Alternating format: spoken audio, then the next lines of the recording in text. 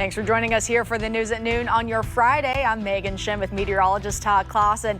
And Todd, I see some blue behind you, but you're saying we have some good temperatures going into the weekend, right? Turning to Democracy 2024, former Vice President Mike Pence has officially announced he's running for president. Pence released a video on social media.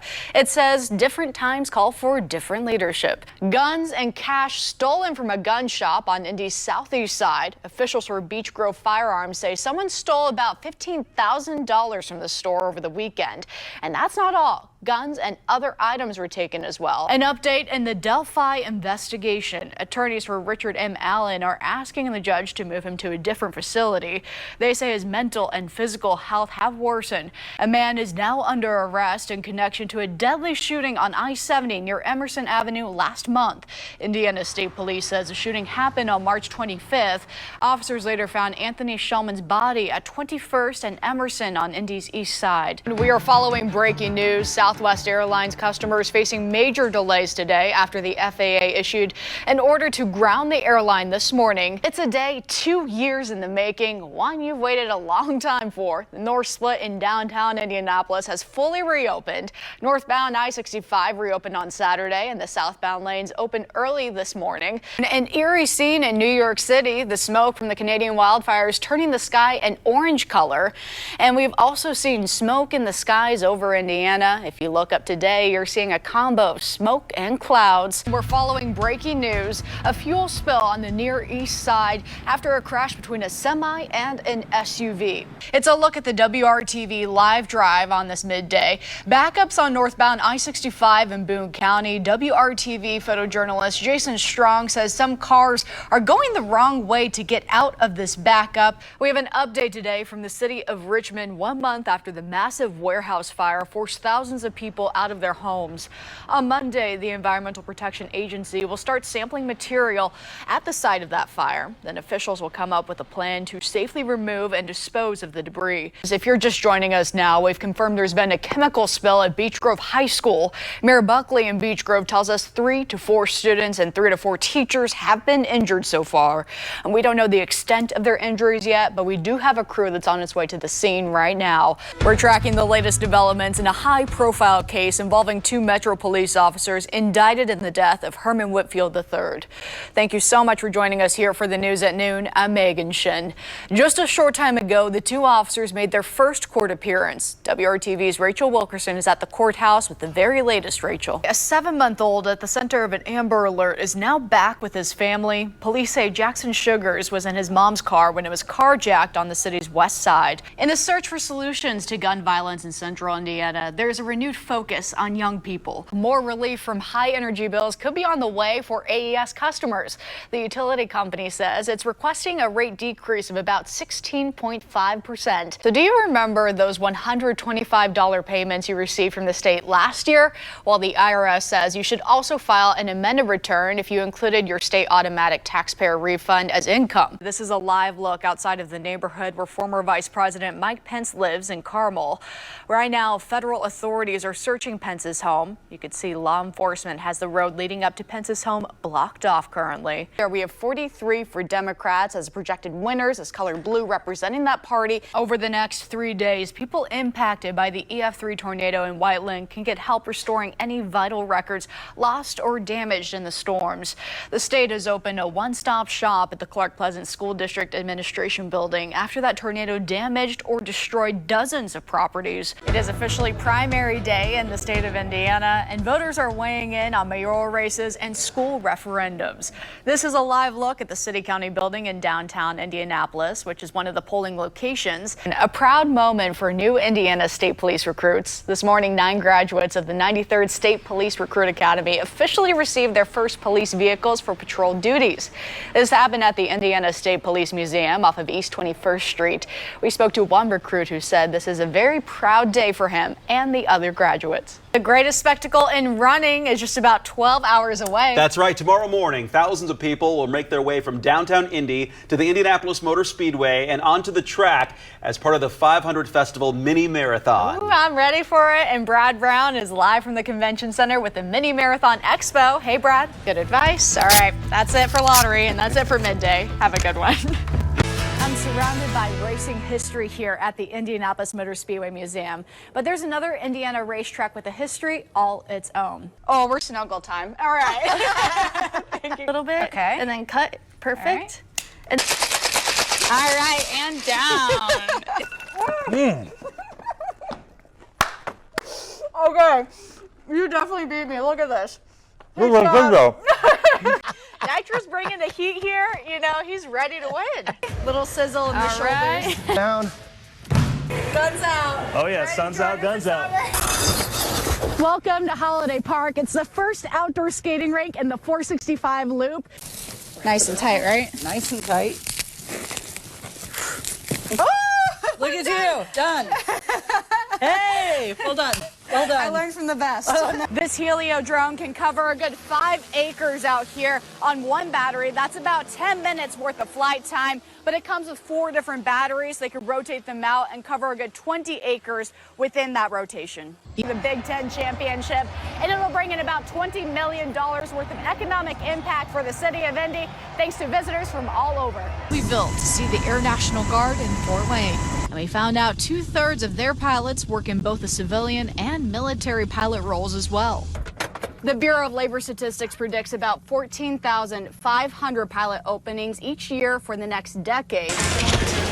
You have 30 minutes on the clock to get your rage out at the demolition den. To find out more information, go to WRTV.com. Get your rage out. Megan Shinn, WRTV. 1 year later, Emerjit Johal's family unpacks pictures and memories of their beloved mother, grandmother, and sister. You lose a body part and you're handicapped. That's what we are. Her son, Narendra Johal, lost a piece of his heart on April 15th when the FedEx mass shooter took his mother's life. Greatest person ever. Yeah. Kamal Khan now has that void too, one Amarjeet filled as her relative. She represents like every mom, every grandma that is so actively involved in the lives of their children and their grandchildren. Pictures and home videos show Amarjeet's priorities, friends, community, and family. She cooked and made everyone feel welcome. She woke up early just to see her grandbabies off to school. On that Thursday in April, she worked her usual shift. It was her 66th birthday on the 13th. Her granddaughter's birthday was that Friday, the 16th. A year later, and the loss still brings tears to her family's eyes. She put up a big fight for her life to raise us. Amarjeet dealt with hardship. And it was our turn. Her kids took care of her gladly. She didn't need to work. We just didn't have enough time. But her free time was stolen. Narendra says Amarjeet thought working at FedEx was a flexible way to keep busy and socialize. At the time of the shooting, at least 8 of their family members were inside working at 8951 Maribel Road. Now Amarjeet's family says they're part of a club people forget. Frustrated and like invisible, right? Like frustrated because it feels like the only people that ever advocate to deal with gun violence are the families that are affected, and then everybody else is gone.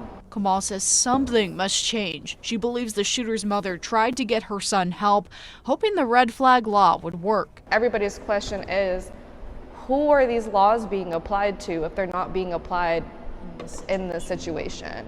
For Amarjeet's family, employee safety fell short. They got a security behind the gate to protect their merchandise. There's no like security to enter into the actual facility. Narendra says it's not about guns. I'm a gun owner, you know, but guns there to protect you, not to hurt somebody else, you know. 1 year later, it's about making sure others don't lose a piece of their heart too in a senseless mass shooting. I don't care about what people say. I just want people to learn, hey, don't hurt other people's family. On this Veterans Day weekend, we're not only thanking those who served and continue defending our country, we're sharing the story of healing battle scars, both hidden and visible, from being on the front lines of freedom. This story takes us to Johnson County. The poles have hooks on them. The smaller fish might have an easier time. When it comes to outdoor adventures, These are good. Nick Bennett and his son Eli Or didn't we take these? have done it all. We went someplace. But fishing in Nineveh We love the spot. Means quality family bonding. There's not a whole lot of people out here. Dad jokes included. You always outfish me until now. It comes with fatherly advice. There, see? You got it. Get it.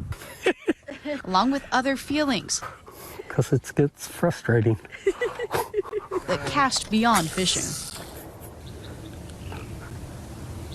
Sorry, it's just the week. Veterans Day, it's just a lot of emotions. Nick served in the Marine Corps. 8 years active duty, 4 years in the reserves. He comes from a military family. With my grandfathers who were military vets, my cousin Tanya, who survived 9/11 in New York. It was, my time to go. And after 9/11, Nick re-enlisted. We were in a little town called Mahmudiya, and this was also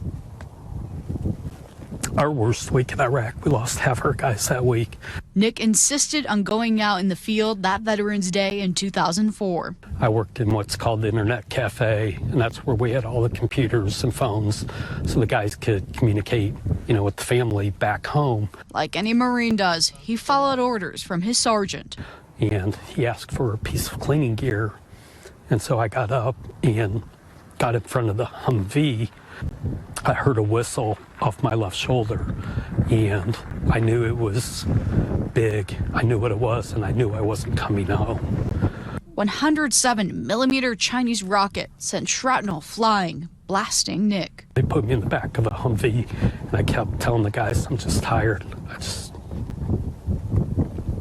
want to go to sleep. And they're like, you can't. About Dan Miller, who was the company gunny at the time, he saved my life because I was gone.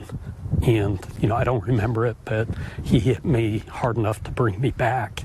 The injuries, extensive. They said you could actually put your hand through my leg that day. Shrapnel hit his shoulder and back. This is the one with a piece of my uniform still on it.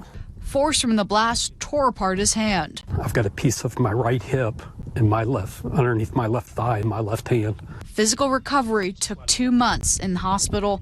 Mental recovery took even longer. I went from, this tough Marine who thought he could take on the world to somebody who, I thought was broken and useless. It wasn't until 8 years later, during a Wounded Warrior Project event, Nick could share his story with family. And I just put my hand on my little girl's knee. It was like, are you okay with this?